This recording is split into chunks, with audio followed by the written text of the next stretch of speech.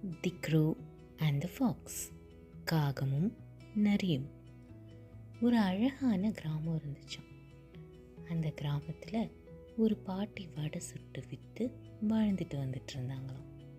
ஒரு நாள் அந்த பாட்டி வடை சுட்டுட்டு இருந்தாங்களாம். அதை பார்த்த ஒரு காகத்துக்கு வடைனா ரொம்ப பிரியமா. அதுக்கு எப்படியாவது அந்த வடையை சாப்பிடணும்னு ஆசை. அதனால் அந்த பாட்டி அசந்த நேரத்தில் இந்த காக்கா என்ன பண்ணுச்சு, வடை மேலே இருந்த ஆசையால் பறந்து வந்து அந்த காக்கா லபக்குன்னு அந்த ஒரு வடையை தூக்கிட்டு பறந்து போயிடுச்சு. பாவம் பாட்டி. வடையை தூக்கிட்டு போன காக்கா காட்டுக்குள்ளே போய் ஒரு மரத்தில் உட்காருது. அந்த வழியாக ஒரு நரி வந்துச்சான். அந்த நரி ஒரு பிளான் போட்டுச்சான்.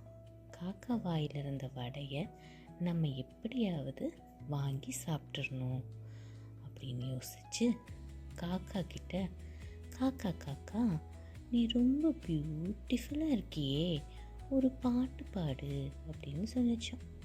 அப்போ காக்கா எப்படி பாடிச்சான், கா கா அப்படின்னு பாடிச்சான். வடை கீழே விழுந்துருச்சான்.